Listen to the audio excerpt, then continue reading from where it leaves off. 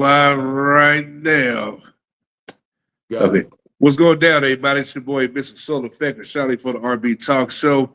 This brother right here, listen, he ain't no stranger to this business.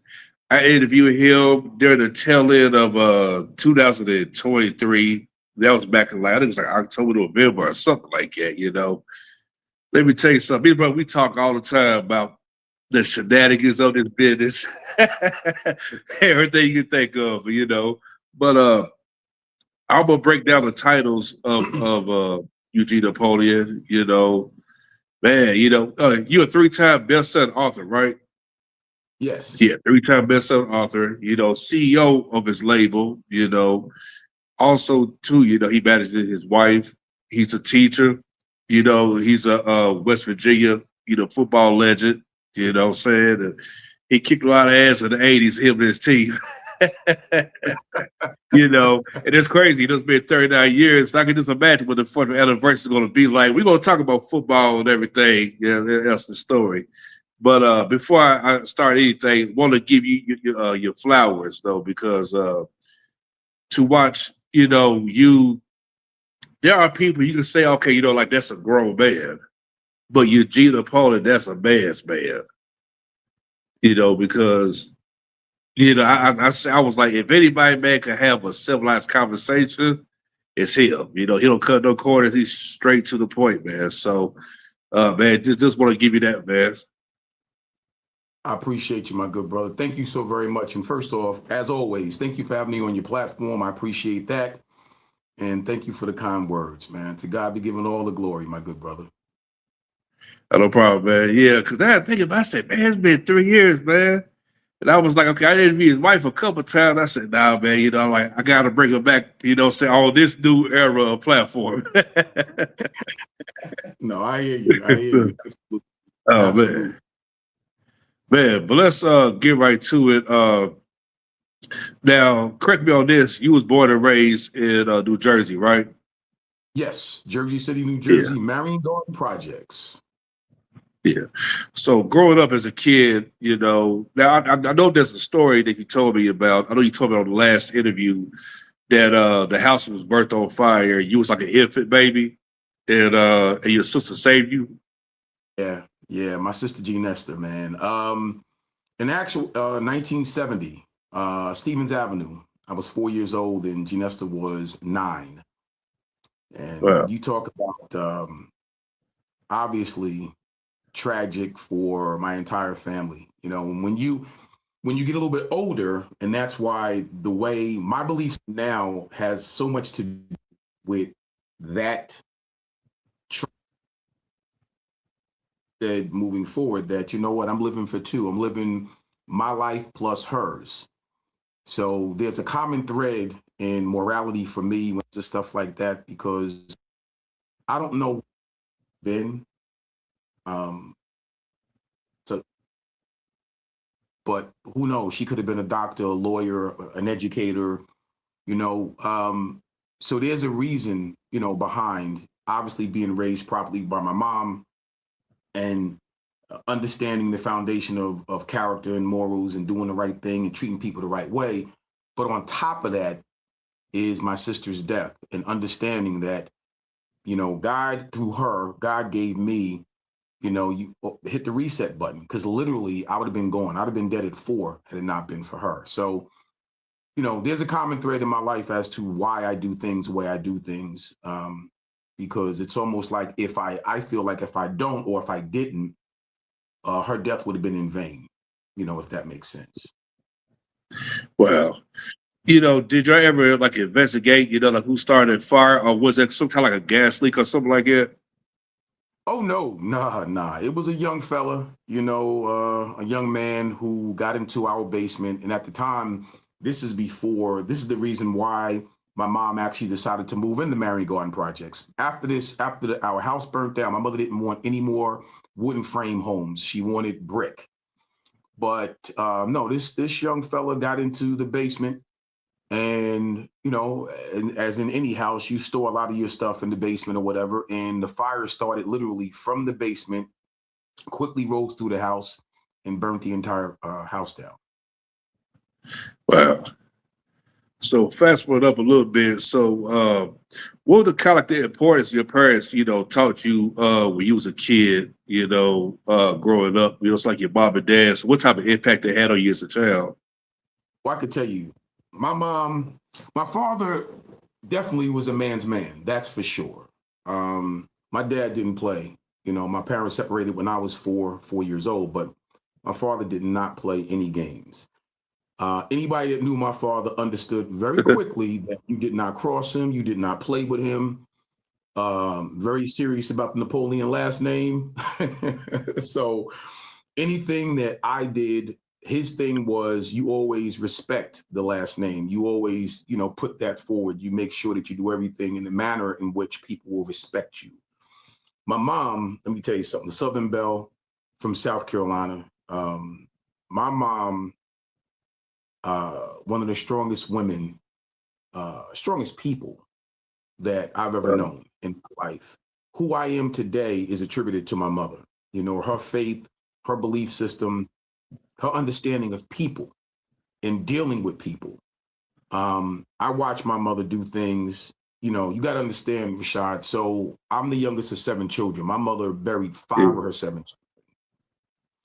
So watching a woman with that type of strength and understanding how compassionate my mother was for people, she had a different understanding for people. So being raised in that type of household where you understand it is about, having morals, a strong moral code and character and doing the right thing. My mother would have it no other way. She would have it no other way. Under her tutelage, you're going to do exactly what you're supposed to do in the right manner.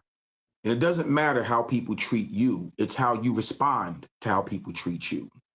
And she was a stickler for that. Being on time, working hard, all of those things. But my mother was a stickler for making sure that you do what you're supposed to do.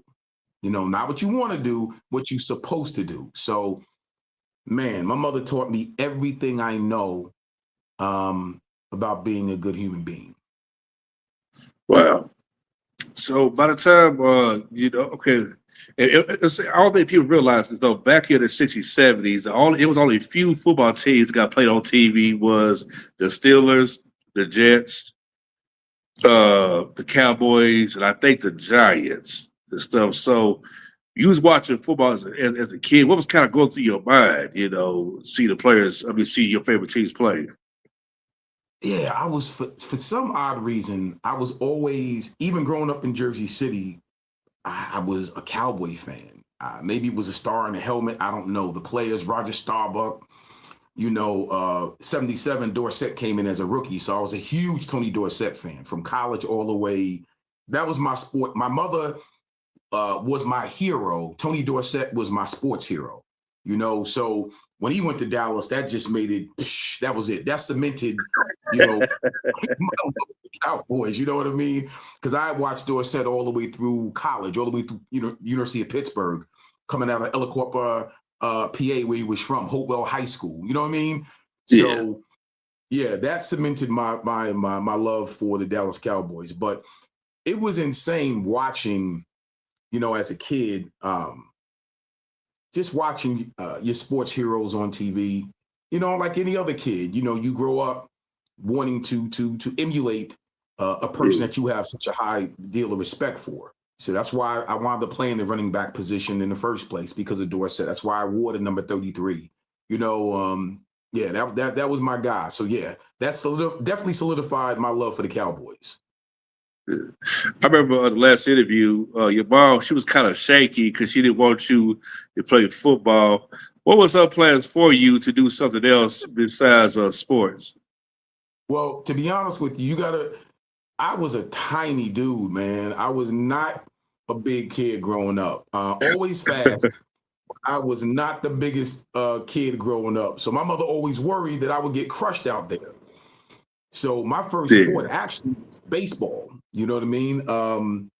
But I think outside of sports, my mother always said, she would rather me use my brain than my body, right? So she was always in the school.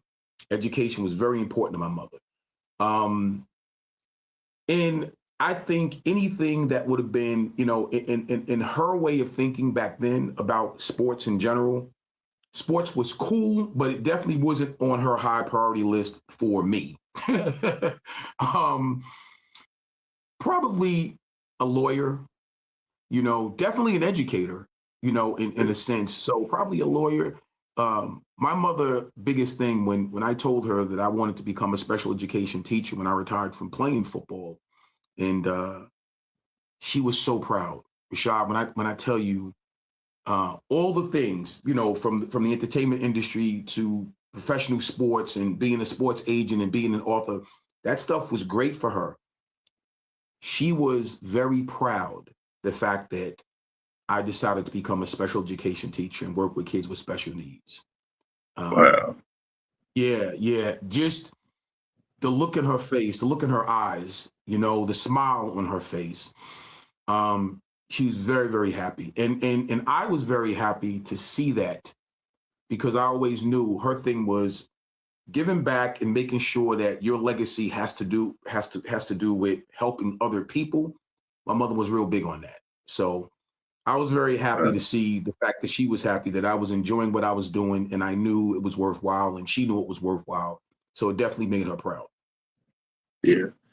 You know, I realize though with this generation where each type of kid that's graduating from high school, they give you like different hats of what college team you want to play for. Besides, you go to university, this or that. Though, was it like that back then, or there was like very limited?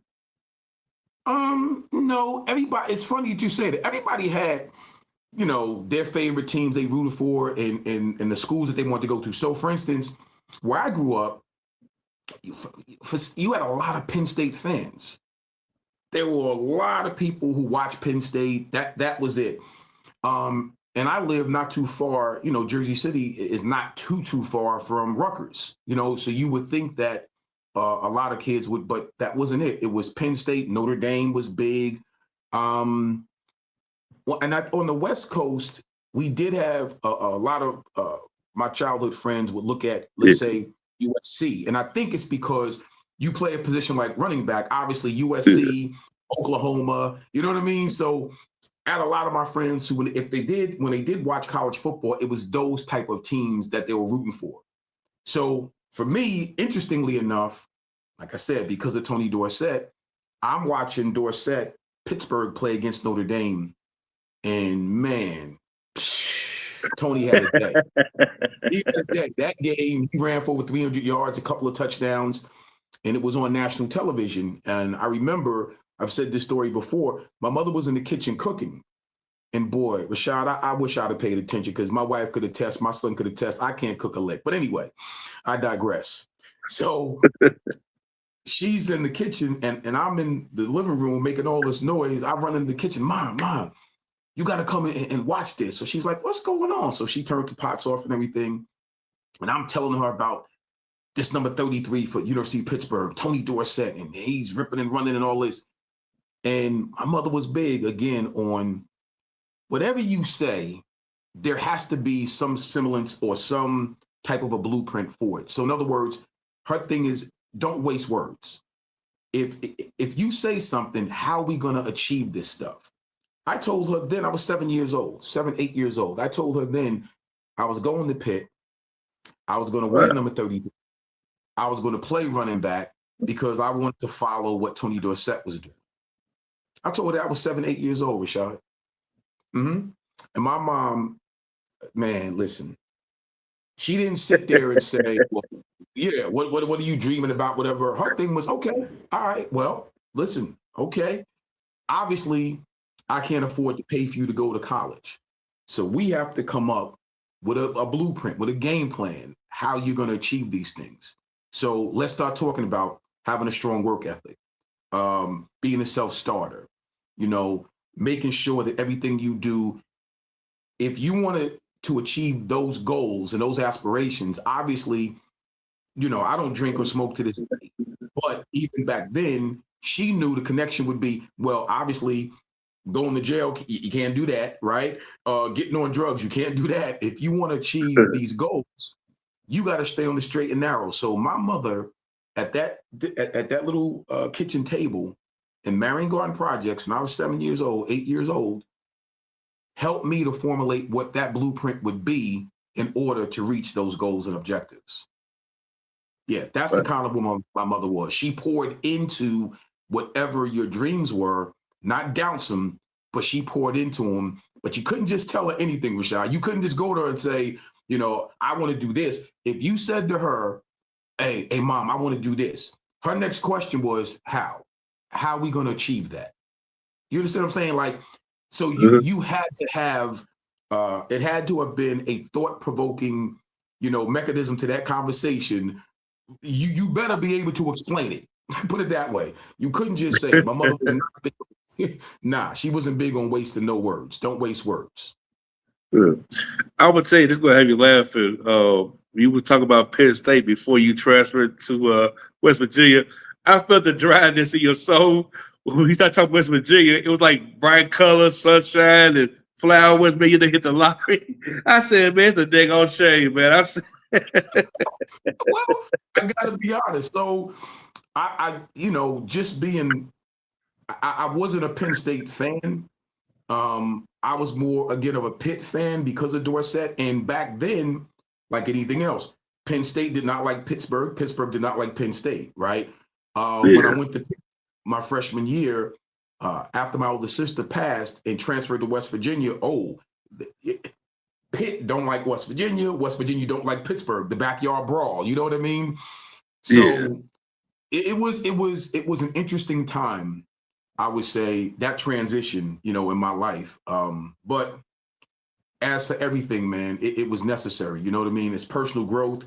Those are the things that you go through, and God put you in a position, to show his grace in every one of our lives, with the decisions that we make.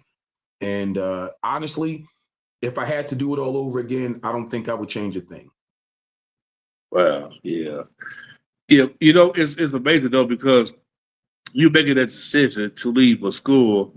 Usually, sometimes with some players, it's like they be like on that bench like the whole 4 years. You don't hear much of it. Sometimes bad coach decision, and then there's favoritism. For you to take that chance, be like, what's a gamble? So let me see if I could,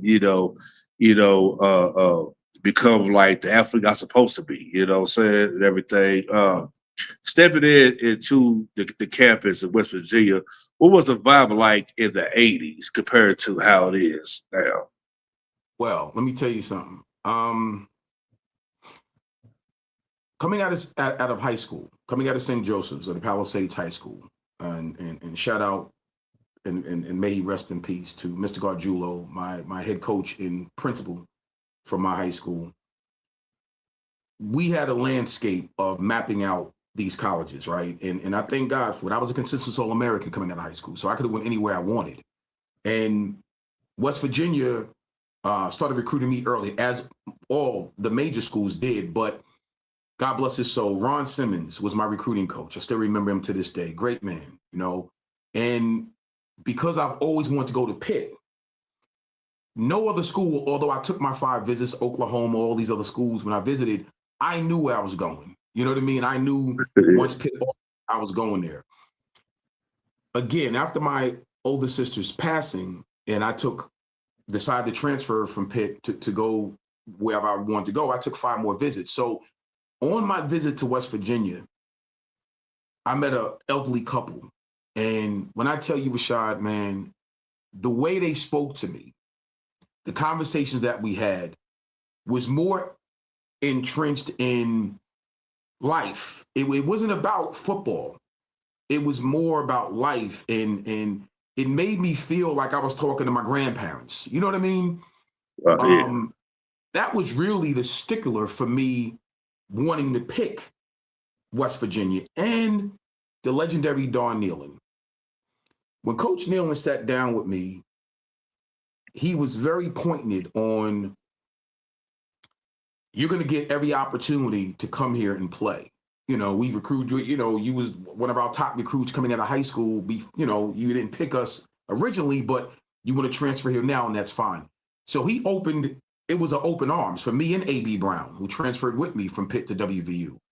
But when I tell you, I think a lot of it had to do with the character of the man that made me feel comfortable. And that's why I went there. Because, not to be braggadocious, but I literally could have went to any major university in the country. So, when you're that highly recruited, there are spots and there are different reasons why young people make their decisions. But after my sister's death, I was looking for a spot where it wasn't in the inner city, where I was from.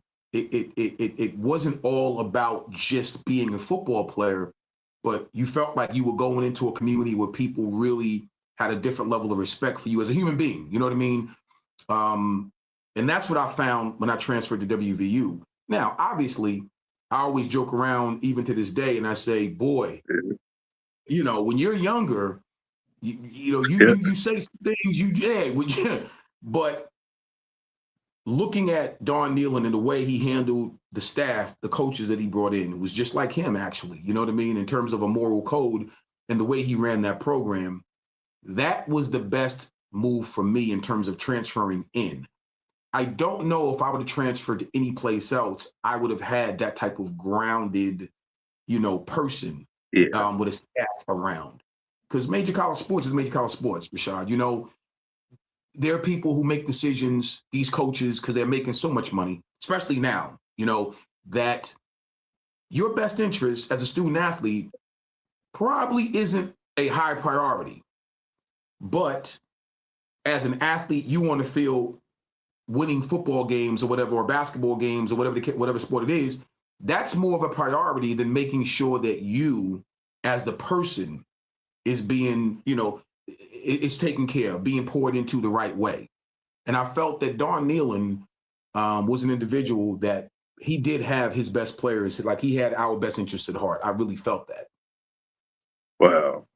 That makes sense though, because it was not a lot of teams, that they're like built where you had a coach that, came in only as a coach, but also as a mentor, and players who had like brotherhoods.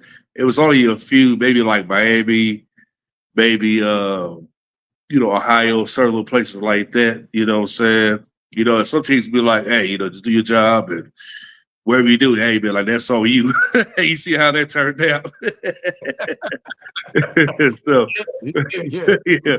But so now around that time, when West Virginia was getting syndicated through TV, got CBS network and everything. So how did it change you, during your first run with West Virginia playing there? Oh man, it was insane because back then when you transferred, you had to sit out. Yeah. So I left Pitt during my sister passed away in 80, like during the 85 season, my freshman season. So when I transferred to WVU, I had to sit out that next calendar football season, Yeah. that next year. And I couldn't wait to play.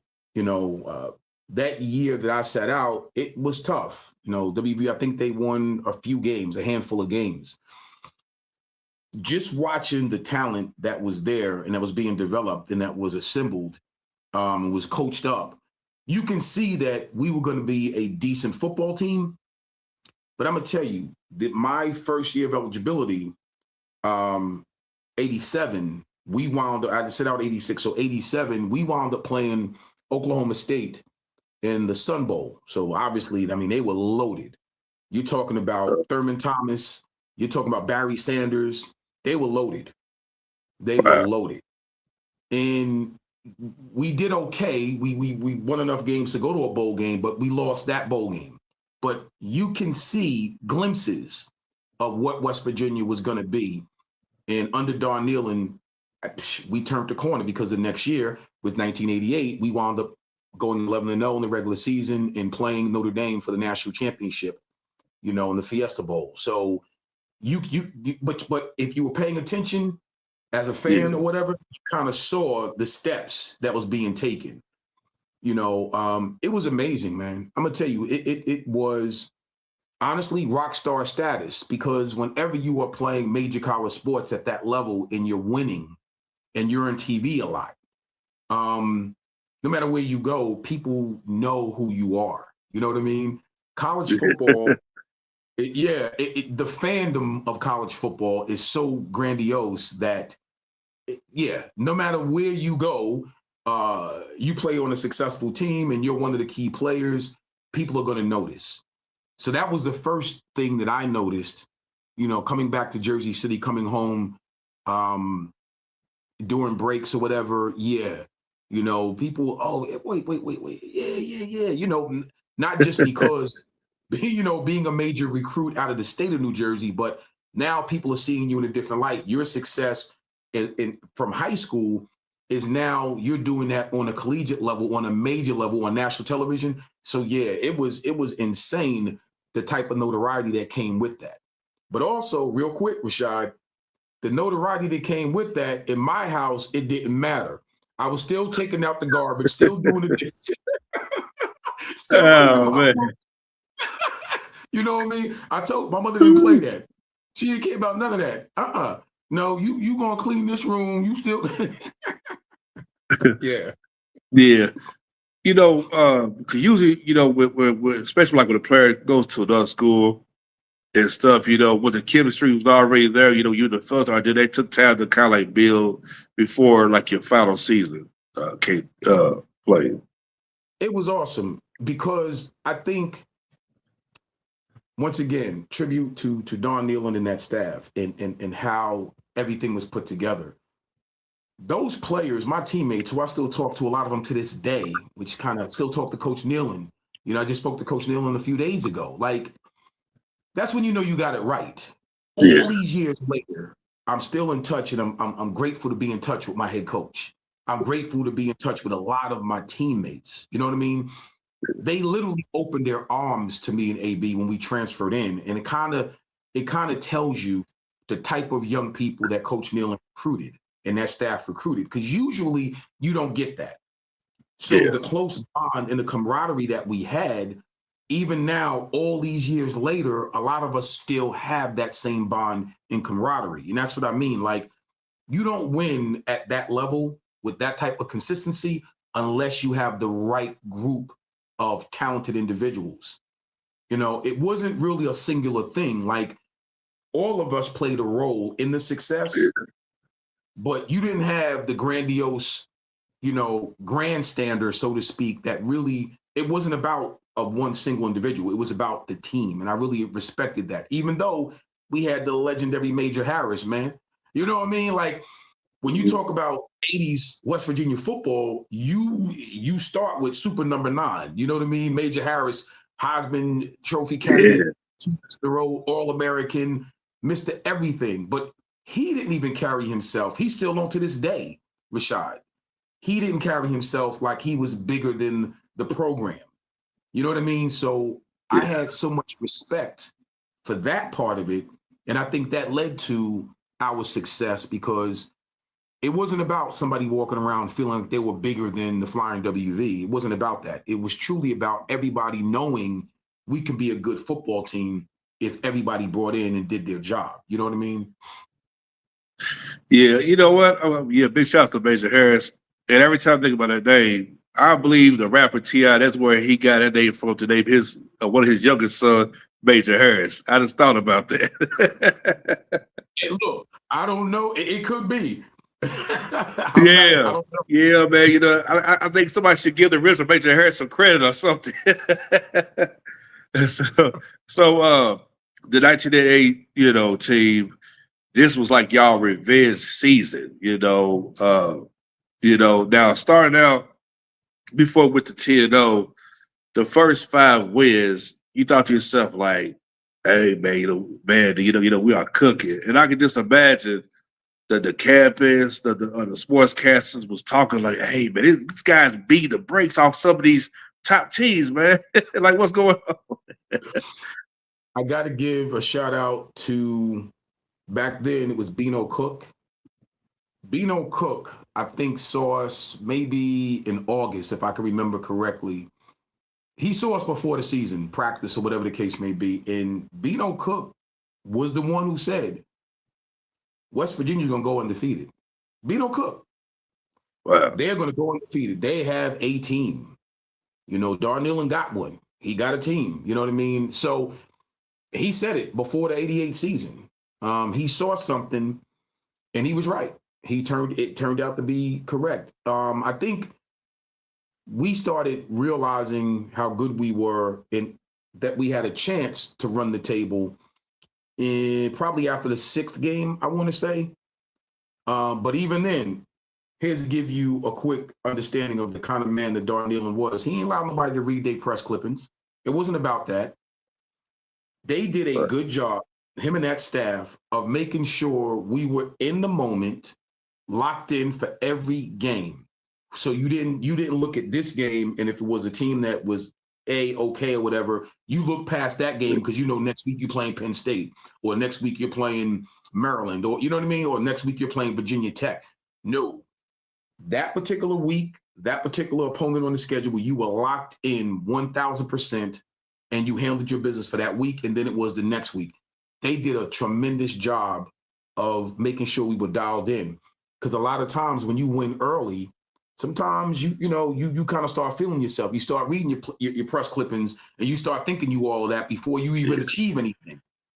Nah, they did a really good job of making sure we were all dialed in.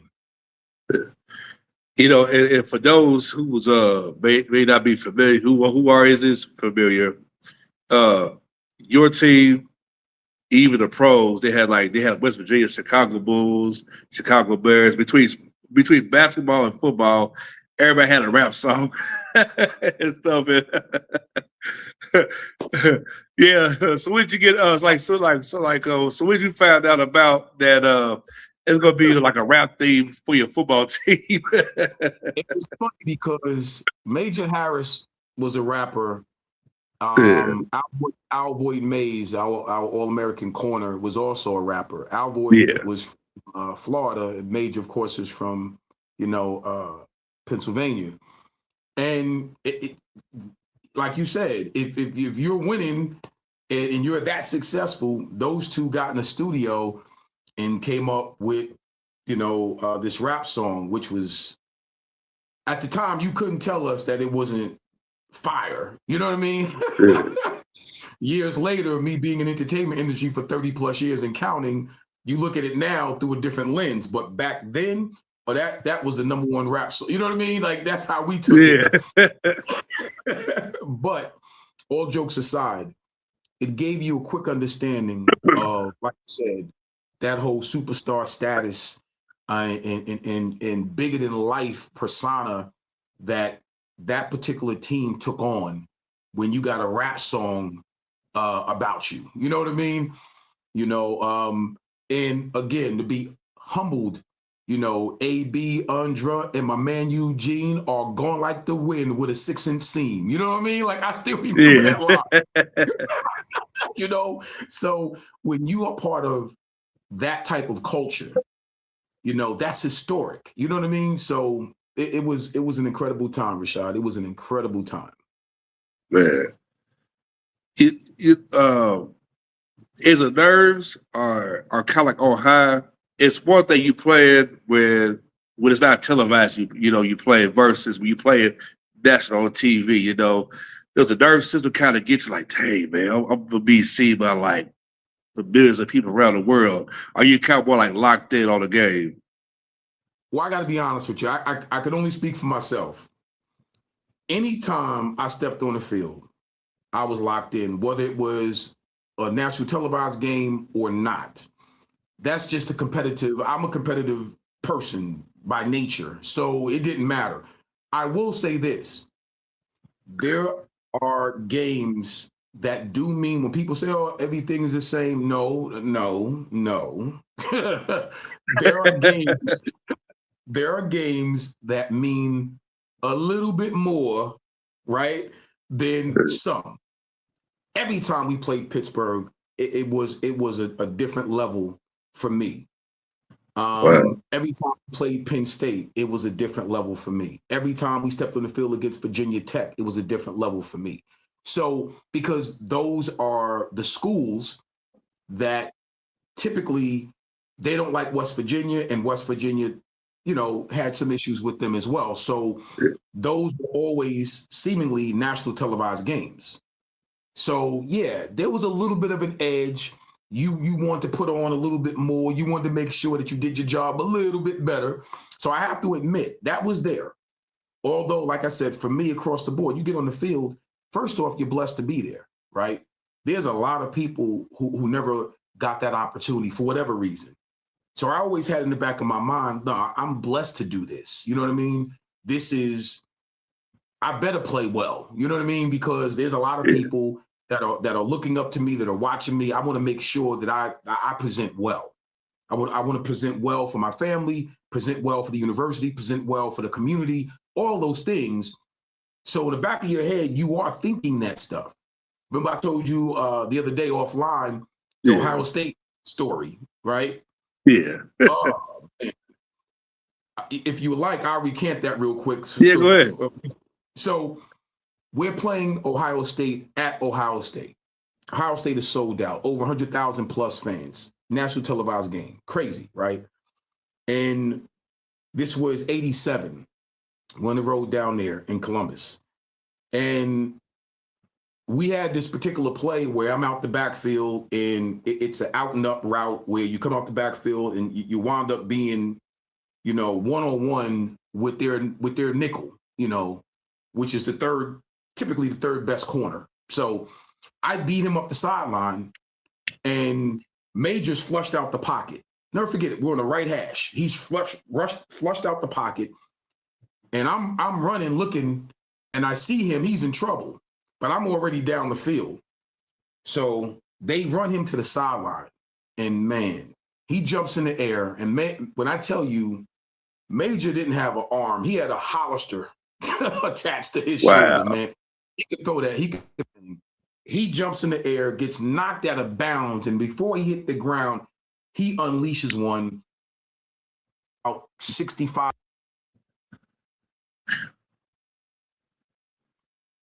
And I'm like, oh. So now I make up ground on it, get to the back of the end zone, or in the end zone, the ball touches my hands. And as I'm coming down with the ball, my knee comes up, knocks the ball out of my hands, out of the back of the end zone. Rashad, I was sick. I was sick walking back to the sideline. Oh my God. It just goes to show you, and that was a national televised game against the sold out 100,000+ fans and millions watching on national television. Man, I felt that big. I felt that big with that particular play. But then again, the very next game, we're on the road at Maryland. The very first kickoff to start the game, they kick it off. I take it back 80 some odd yards for a touchdown to open the game. So how 1 week, you make a mistake, and the very next week, God bless me with an opportunity to fix the mistake I made 2 weeks prior. So, that's what it is. And sometimes in life, that's what it is as well. You may make a mistake, but if you don't stay down, if you keep grinding, you get an opportunity to fix your mistakes. That's how I looked at that. Wow. What was it like, you see your face on posters, ads and stuff. You could be going to a grocery store somewhere in that city and say, hey, man, can't get an autograph? I could imagine, man, you try to have privacy. You're humble. I can only imagine what was it like, as a kid, playing for their team back then, especially at the height of your career like that. Oh, yeah. Again, I lie to you not. I took it as a blessing, man. I didn't, but because of the way I was raised, though, you know what I mean? Like, humility was everything in my house. So I didn't have this ego-driven. It just wasn't that. For me, it was actually the opposite.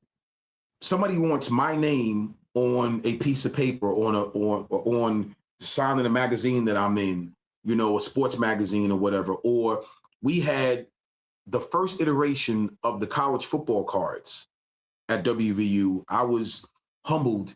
I still have one to have a football card my sophomore year in college. Insane. Yeah.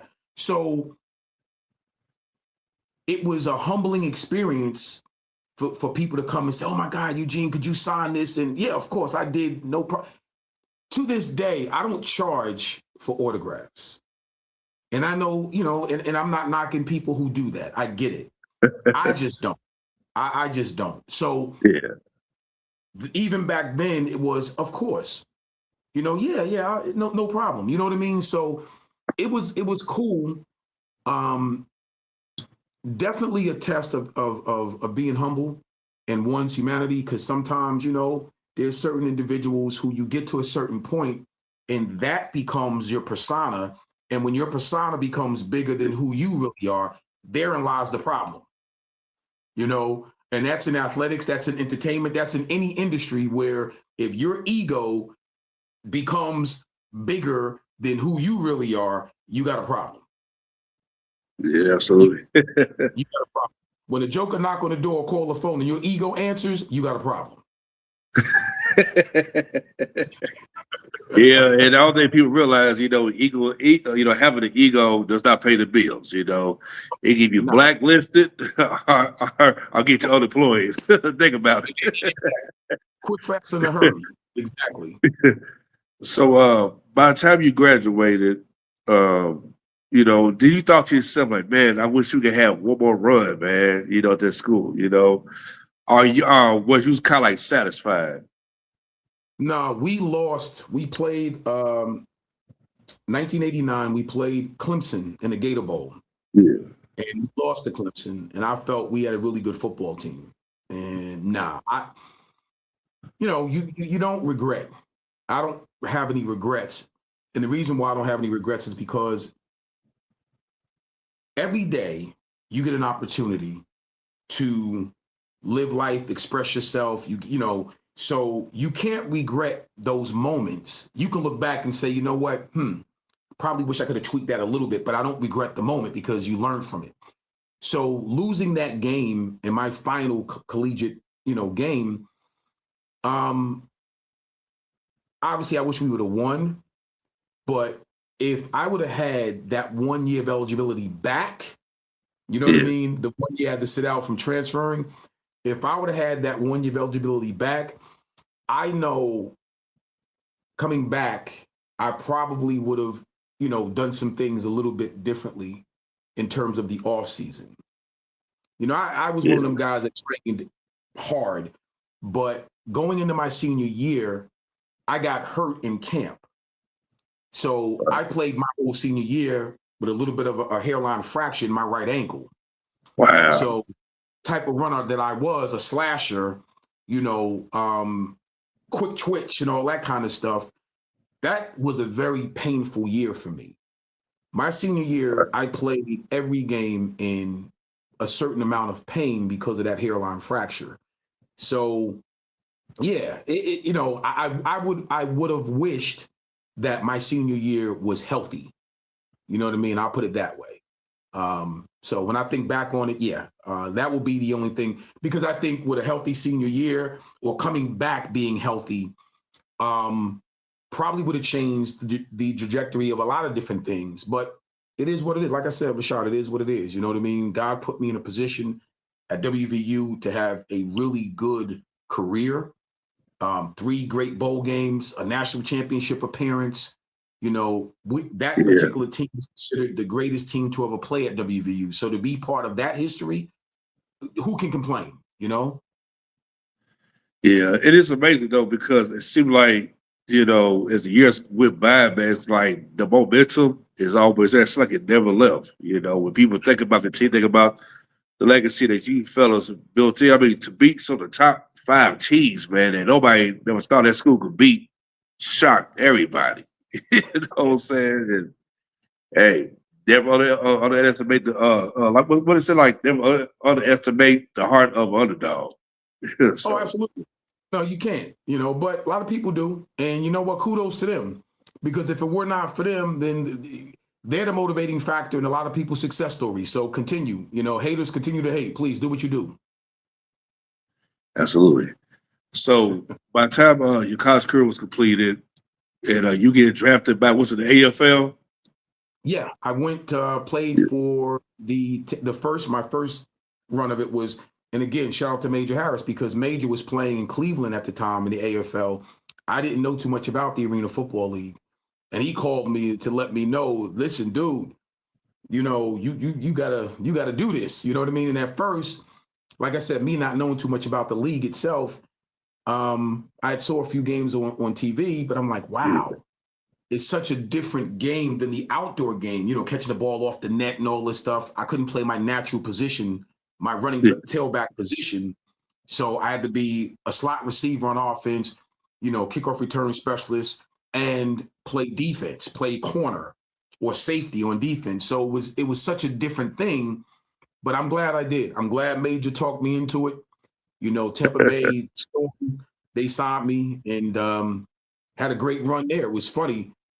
My rookie season was 1992 and wound up playing half the season in Tampa Bay and then going to the Orlando Predators, where we wound up finishing the season undefeated and playing in the Arena Bowl, which is considered that version of the Super Bowl for them, the Arena Bowl.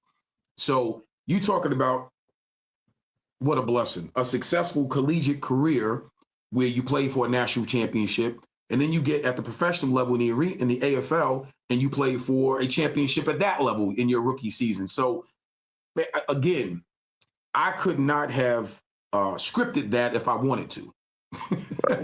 You know? Yeah, I was going to mention, you know, if you had an opportunity to play for your favorite team, but your wife already booed you out, right in the comment. Big shout to Naya. Yeah. Well, my wife is a huge Giant fan, and again, I'm a Cowboy fan. So look. I think she would have been okay. You know what I mean? My wife is very supportive. Love you, sweetie. Yeah. She's very supportive. I think we would have agreed to disagree on that. She'd have been all right with it. You know, I think she'd have been all right with it. So after, you know, retiring from your player run, what was next, you know, for Eugene Napoleon as far as your career phase? So funny. Shout out to my guy, Frank Baskerville. You know, I actually went to Wall Street, worked on Wall Street. My boy Frank, man, hooked me in a company called Refco at the time. And what an interesting transition, you know, because at the end of the day, you start talking about, you know, when you're done playing, what's next? Well, for me, getting that opportunity to work on Wall Street was next. But always having an idea about this music game because of my wife, when we sat down and I saw the talent in her, and I said, well, when I'm done playing, it just at happenstance, we're gonna, you know, we're gonna get your singing career going. So it was kind of weird how that all phased into one thing, because when my boy Frank introduced me to who wound up being my silent partner for 4 years at that time, Russell Rosenthal, shout out to Russ. It was awesome, you know what I mean? Because that opened the door to starting back then what was called Nat Records. You know, that opened the door to that and ushered in an opportunity for me to start our own independent company, go out and negotiate a distribution deal with Ichiban Records. At the time, they were right out Kennesaw, Georgia, right outside of Atlanta, and really go on what is now this 30-year run and counting in the music entertainment space. So that introduction opened the door to that. And, you know, we've been successful ever since. So that opened the door to that, which also opened the door to teaching. Because when I got done on Wall Street and still having a label, I still wanted to do something to give back. And I could remember going out as a player and signing autographs and doing different things at schools. And it would always be the special ed classroom that I felt wasn't getting the same opportunities as some of the mainstream students. Or I would have to go in a trailer and sign their autographs or talk to them separately. You know, they wasn't allowed to come into the auditorium because of their behaviors, of course. And I always took notice to that and paid attention to that. So I'm one of these people, man. Look, if you got so much to say about something, then roll your sleeves up and what are you going to do to fix it, right? What are you going to do? So I remember saying, man, I wonder, you know, what's going on? You know what I mean? So, you know, like everything else, you start from the bottom. So I started as a substitute. I got into substitute teaching, and then subsequently in Jersey City, the old superintendent at the time, they had an issue, you know, at one of the high schools and said, listen, if you come back, go the alternate route, you know, and go back to school, get your get your special education teaching certificate, and we want to put you in this role as a special education teacher. So that's how that all came about. And I'm glad I did that because October, Rashad, it'll be 29 years that I'm a special education teacher. You know what I Wow. mean? Come on. And again, I can't express this enough. When you're blessed to do the things that you want to do and they're impacting other people in a positive way, that's the blessing. That's the blessing. So working with my kids, you know, my special needs students, for me, it's a lot of work. It's a lot. And shout out to my pal, Wanda Wilson. That's like my sister. She works with me in this capacity. It's a lot of work, but it's a blessing because that's something that I know made my mother proud. And that's something that fulfills the other side of who I am as a person. Roll your sleeves up. You see something that needs to be done. We'll get in there and do something about it. Yeah, and I could just imagine, you know, deal with different personality of students over the years and stuff. You know, you got some students, man, that's like, you know, like they want to learn, they want to be educated.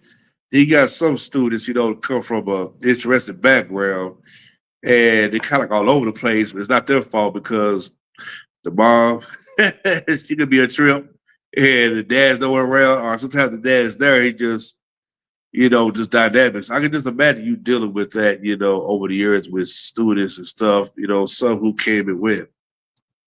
It's tough because especially now, it's education now is it's difficult because of what you just referenced. You don't know the background of where some of these young people are coming from. So to micromanage some of the difficulties, their IEPs where they may be a kid that's dealing with ADHD or ADD or bipolar or emotionally disturbed. So all these different things on top of coming from a household that may not be as suitable as it needs to be to support these individuals that have these issues, right? It's tough because to your point, if you're coming from a household that's not so nurturing, in my household, I came from a nurturing household. I came from a loving mom. I came from, you know, academics in school is important. So imagine if you don't come from that background and you have all the other issues, right? You're coming to school and you're projecting. As a kid, you're projecting anger, you're projecting all these things that's happening to you at home. So if you don't have the right climate, the right support system in school, you're dealing with all these issues. And a lot of educators, it's tough for a lot of teachers. People think teaching is easy. No, it's not, because if you don't invest the time and create that, so I call it the social emotional bridge, where you create that bridge to cross it, to talk to this individual when he or she is not doing well emotionally. If you don't create that, it's going to be a tough road for you as an educator, because being an educator nowadays is different than what it's ever been, because now these kids have these devices, they have all these other things, these other tools that allow them to be distracted. So on top of having ADHD and ADD, now you have a cell phone, now you have a tablet, now you have all these other things that even aid in more of a distraction. You know what I mean? On your P's and Q's. So shout out to all the teachers, mainstream and special ed teachers around the country and around the world, that this is your living and you want to give something back, you know, to this individual to help impact them to be, you know, hopefully fine, productive citizens down the road. So shout out to all the teachers, all the educators. Yeah. Man, I tell you though, especially back in those days, you know, going to school and stuff, you know, like whenever we was done with our work in school, you know, the teacher would have like a game board. We played like checkers and, you know, little stuff like that, you know. And back then, there wasn't no cell phones or anything like that. So the closest one was pagers, and that's about it. That was about it. Right, right. Different eras, right? But Yeah, I'm gonna say this, Rashad, which is funny. You grew up in a household. I spoke to your wonderful mom, and thank you for allowing me to do that a few days ago. yeah, And I can tell you grew up the same way I grew up. Respect, time management, all these different things. You're going to be respectful no matter what. I can tell that's how you grew up. Nowadays, when you talk to a yep, young person, and you talk to a young person nowadays, and they tell you, that was old school thinking. It's a different time. Here's what I get caught up in, and I always tell them, hold on. When does respect, treating people the right way, being honest, having self-discipline, having character, having morals, when does all of that go out of style? Never, yeah, never. You know what I mean? So I don't know where you get it's a different era. A different era, 2026 has nothing to do with the foundation of how you should be raised. yeah, You understand what I'm saying? So to me, that's what I try to pour back into my students. It's like, no, you're going to be respectful. yep, You're going to make sure you treat people with, especially women. I'm a stickler for that. I don't like to disrespect the tone and how our young men speak to women or young ladies. I don't like that. That's a trigger for me. I just because I wasn't raised in that environment. So that's something that I set the guidelines right from the rip. No, we're not doing that. You are not going to be disrespectful to a female teacher, an administrator, or these young ladies in school. Ain't going to happen. And if it does, I'm going to call you out on it. Then we got to get your parent involved and find out what's going on. Because that's something that should be a staple of how you're being raised. Respect. yeah. Yeah, my mother, she didn't play. She didn't play when I was in school.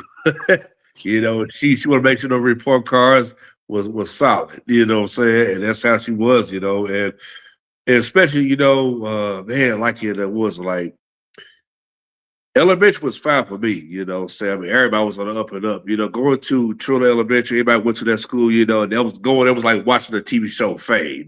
But Stuart Middle, man, was like the beginning of the scene of Lean on Me. It was just all over the place.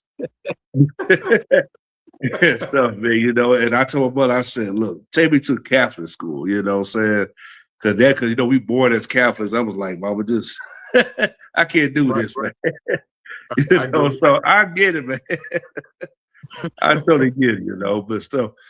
Uh Now there's somewhere like the kind of like the early mid 2000s. What inspired you to want to be an author? So funny.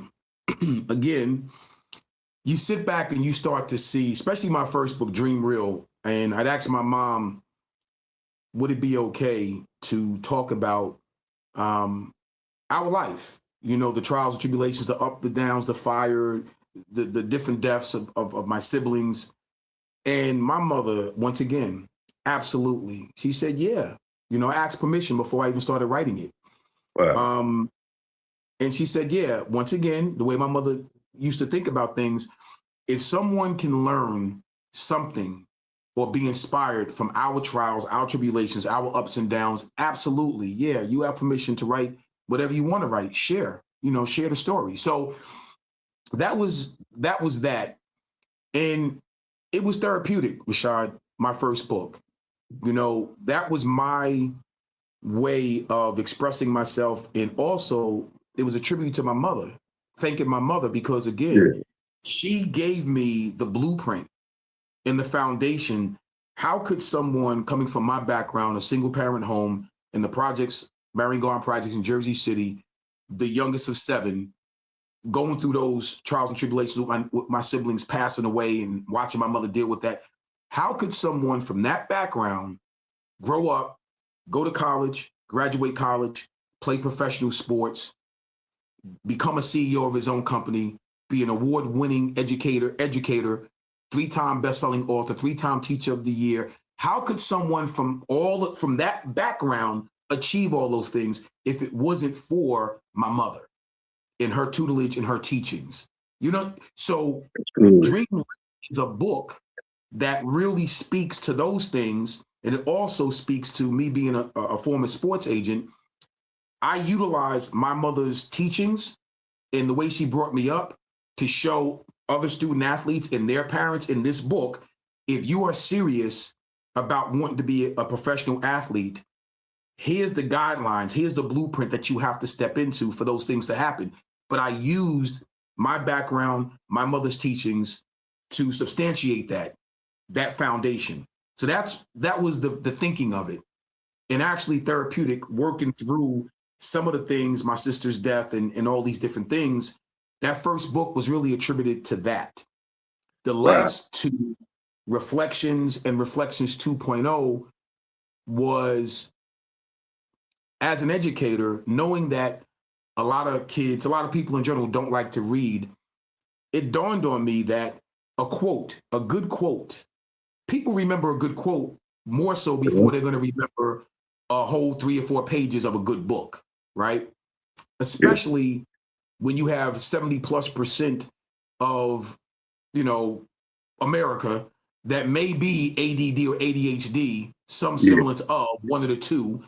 They don't focus a lot on just one thing. They're all over the place. So if I had a quote that they could remember and it's something real simple, and you can tie that quote to something that's actual in your life that's going to help you, that's where my first quote book, Reflections, came into play.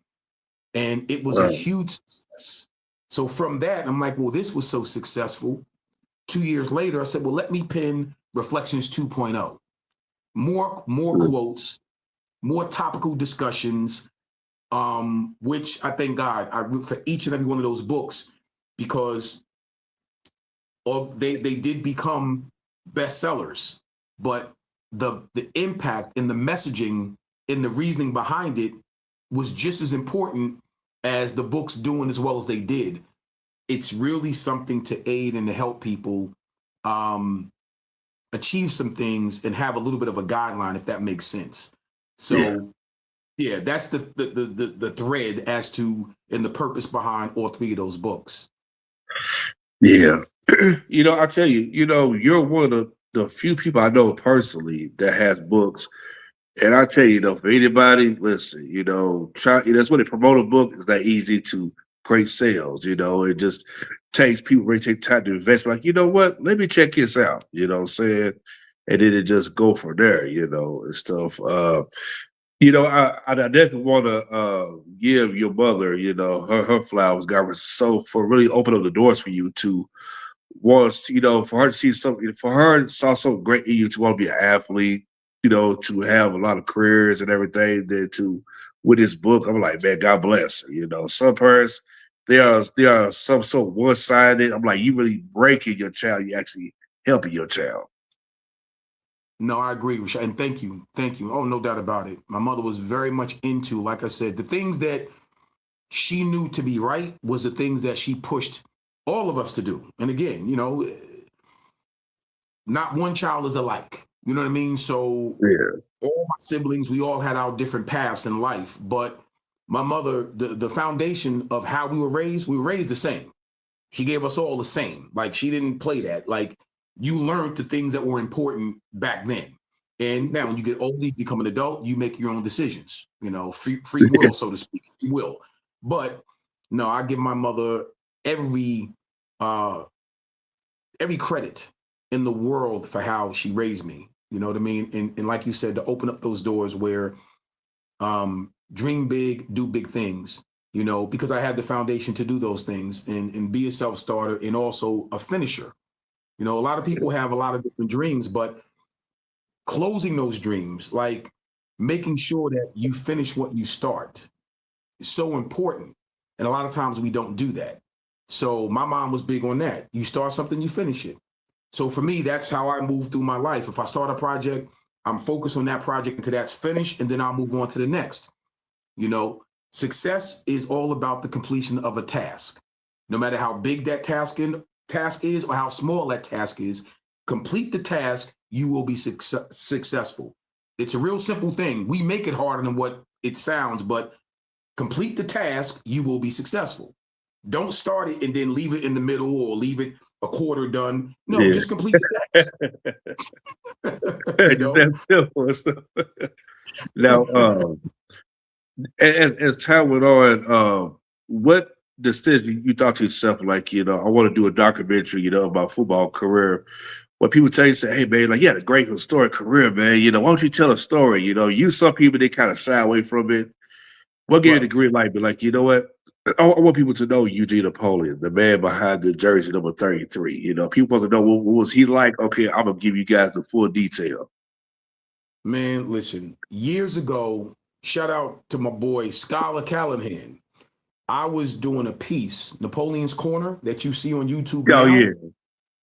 Napoleon's Corner was actually a written newsletter every week that I would do. Skylar asked me, hey, why don't you share some of the stuff, all these Mountaineer fans around the country, around the world. Just what was it like being coached by Don Nealon? What was it like? So I was pinned that. I was writing this stuff. And Wow. each week, the newsletter, and that's how Napoleon's Corner originated, from my words or whatever.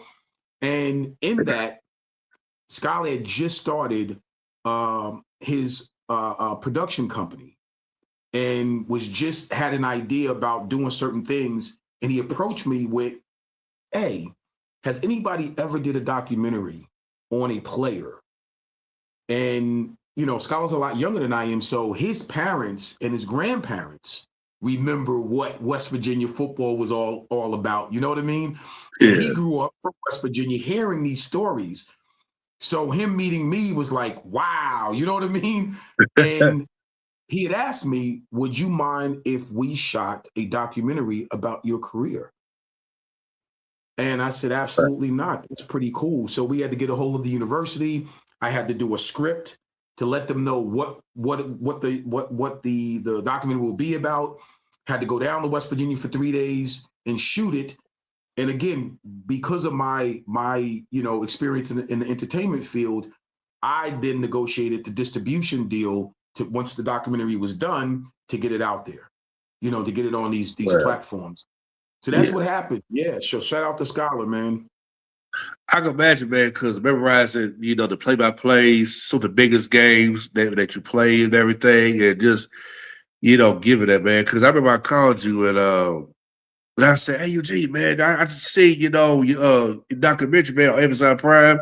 In 1 minute, I was looking at the program, me and my oldest dog was, and then it came on Tubi. It was like everywhere, man. And big shouts to your wife for contributing, the soundtrack for the movie. Yeah. So that 304, yes, yes. Shout out to my lovely, talented wife, man. She actually went back and she researched. And for those who don't know, 304, literally, every word of that song is about the great state of West Virginia.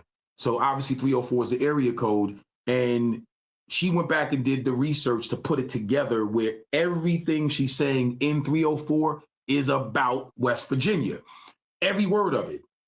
Yeah. So what a great theme, song to tie in, to my documentary. And shout outs to the legendary producer Kenny Black, the Music Machine, who did the track, Yeah. and that wound up being a #1 record on a few different platforms. Thank you, my good brother. No And it clearly problem. won. So thank you so much. 304 wound up being a #1, hit single. And I was happy because for those who didn't know anything about West Virginia or whatever, what a testament, because of that song, it actually prompted a lot of people to go back and start Yeah. looking at what's going on in West Virginia football and all that stuff. So yeah, it that record, it grew in a lot of different directions. Yeah, because it was, man, it's crazy how song goes in a direction and just hits you out of nowhere because all of a sudden, man, I was seeing blue and gold everywhere. The song, it seems like every time, man, when the sports game ready to begin, no matter what type of sports genre it is, that song just takes off a life of its own. Yeah, yeah. So shout out to Kenny Black, the producer. Shout out to my beautiful wife Naya for penning that song and putting it together. And I'm gonna tease this a little bit. We're actually doing it now, and also on top of with Skylar, my boy John. He was involved in shooting it, helping Skylar to shoot it, and the editing and all Oh, that. my. So shout out to John. John Stanley actually is his name. He's from West Virginia as well. we're actually going to do, you know, another documentary similar to Inside the Jersey, but with a little bit more. It's going to be a little bit more in depth. So it's going to have some of the old stuff, but it's also going to Yeah. have where we are now in current day sports with football and NIL and all that good stuff. So let me tease that right now on this Oh, interview. So wow. that's coming soon. So be on the lookout for that. Can't wait. Also be on the lookout for the Naya documentary.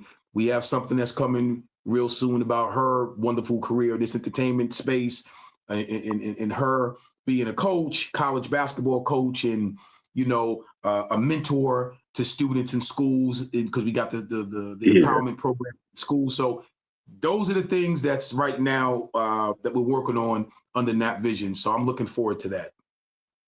Man, oh man, I can't wait till all that comes out, man. Especially right in front of the screen and everything. It wasn't like when you see fans, wear your jersey number 33. And I meant to ask you, what was it like when you put on your jersey yourself after all those years, graduating from school, man? I know they gave you some, man, crazy flashbacks.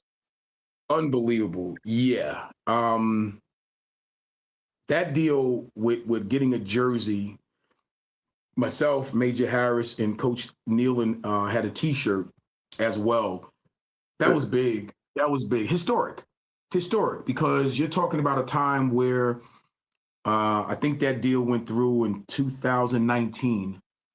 Um, it's surreal. It's unreal to Wow. to have a replica jersey and get a deal like that done where they can buy it. Back then they were buying it in the bookstores and everything. So even in part of the documentary, I literally went back and brought my own jersey at the campus store in Morgantown. You know what I mean? That was real. You know what I mean? So it's just it's almost, it's unreal. You know what I mean? It makes you, for me, like I said, it was a humbling experience to have my 33 jersey, a replica of it, on sale. And again, it just comes full circle. And it's a blessing. It's one of them things that allows you to understand hard work does pay off in every phase of that sentence. Hard work pays off. It does. And shout out to the fans of the university for allowing me to do that, and for the fans to go and purchase my 33. You watch the games now and you see 33 Napoleon, in the stands, my replica jersey. Man, it just warms your heart. It's humbling. It truly is. And I thank God for that, Rashad. I really do. So shout out to the fans who brought, my replica jersey. Appreciate it. Yeah, I think it's awesome though, 'cause especially we got your day one fans, the time you was playing, be like, man, like what should we get like number 33 Napoleon jersey at, man? We can't find it nowhere. And I'm glad that everything came through like the way it did. Yes. Yeah. No. So am I. So am I, man. And it's a blessing. It truly is humbling. Humbling. Yeah. So with that said, okay, got the documentary. Well, your wife's documentaries coming up, got your documentary coming up and stuff. What's active next for you as far as this summer? I am currently, I'm a director of a camp each year. So this is I want to say the sixth year that we've been doing this camp in Rahway, New Jersey. So that's what I'm currently doing now. And I'm going to tease this as well. Quietly working on my fourth book. Wow. Yeah. So I'm actually, the skeleton is pretty much already done. And then over the next, few months to a year, God willing, I'm going to put, the meat on the bone, so to speak. But the skeleton is already done. So I'm currently working on that as well. Yeah, there's no rest for the weary, that's for sure. And Yeah. as you know, I still represent my wife. I still represent Pamela Long, formerly of Total. I represent Kenny Black, the Yeah. Music Machine. I represent my cousin Jared, the founder and legendary artist from PM Dawn. So again, when you're overseeing or looking through certain things and you're working on behalf of those great individuals, there's a lot on the table, and there's a lot of things that from a consultant standpoint, each day, each week brings about a lot of different opportunities that you're shuffling around and you're talking to different people and you're trying to make opportunities work for them as well. So, yeah, like I said, no, there is no rest for the weary, but I would have it no other way. I would have it no other way. And again, these are the things that you ask for. So when God blesses you with them, okay, well, let's get it. You know what I mean? And our son is the assistant DB's coach, Brandon Napoleon, at Syracuse University. So we have that to look forward to for this upcoming football season. Go down there and support him. And, very happy about that as well. It's a blessing. Yeah, congratulations, man, to your son, Brandon, man. I always call him Eugene 2.0, man. When I see interviews, man, I tell you, man, that's the most smartest, intelligent brother besides you, your wife, man, I ever seen in my life. I say, I don't know what they did to him, man. Oh, man, he's a machine, brother. Yeah, he's a hard worker. He's a hard worker. And he was teasing me the other day. He was like, well, now I'm the hardest working Napoleon in the household. Oh, man. My wife don't play. She's a hard worker. I'm a hard worker. So, of course, apple don't fall far from the tree. Yeah. I think we probably mentioned this early part of this interview. So, the 1988 West Virginia team, let's say they go against Ohio State, 2026. How that situation would have played out?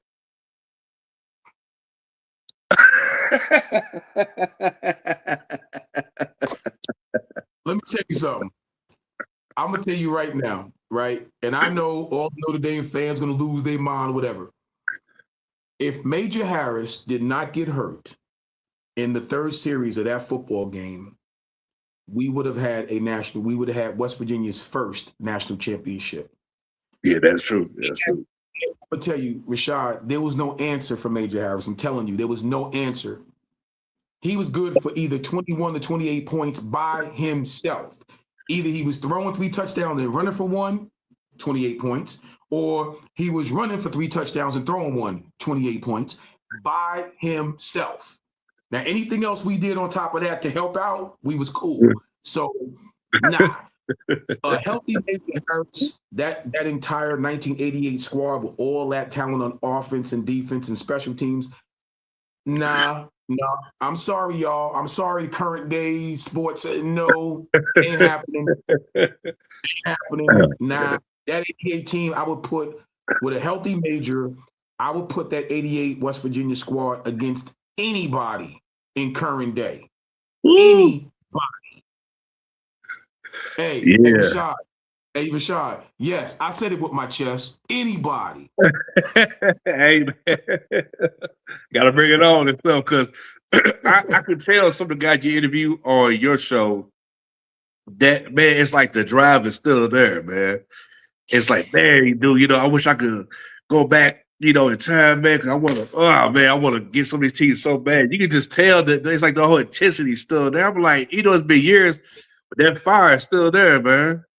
Absolutely. Well, listen, you hear how I'm talking. You hear how I'm talking right now, right? Yeah. Talking greasy. No, it's still there because that squad was a great. That squad was assembled the right way. We had all the elements. So that running back room was one of the most talented running back rooms in the country. The quarterback room, the offensive line, the defensive line, the DBs, the receivers. Man, come on. Our kickers, we had 3 levels of kickers that was good. So, no, Don staff, they put together one of the best, most talented assembled teams in the entire country. And the fact that we went 11-0 and played for a national championship cemented that. It's factual. Oh, man, yeah, man. True story, I always want to play for that team and stuff. I was a big fan of the Blue Gold besides my hometown and stuff, but that's a whole different conversation for another time. Appreciate you, my good brother.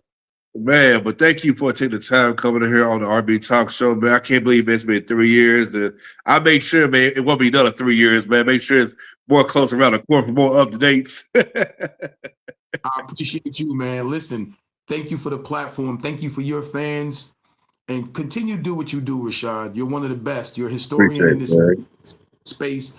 But I appreciate you, man. So I'm giving you your flowers. And again, thank you for having me on, man. Much love. Well, definitely. If anybody want to buy your books, where can they get them at? Oh yeah. So they can go Barnes and Nobles. They can order online from Barnes and Nobles and Amazon, of course. And please go out. The current one that's out right now, like I said, it's Reflections 2.0. It's a motivational quotes book, so it gives you, different categories, different topics. And to that particular topics, there's going to be 10 motivational quotes. So just so the shout out to the schools that do order them, you can use them reading, language arts. You can use them in short narrative and small narrative writing sessions. You can use them as topical do now conversations for their students. And that's how most schools use Reflections 2.0. So you can, like I said, you can order directly on Barnes and Noble, and you can get it on Amazon. So, definitely go get it. It's a game changer, in my humble opinion, if I say so myself. Absolutely, man. So with that being said, Eugene Napoleon, the legendary, the myth, the legend himself in the building, the RB Talk Show. We are out of here.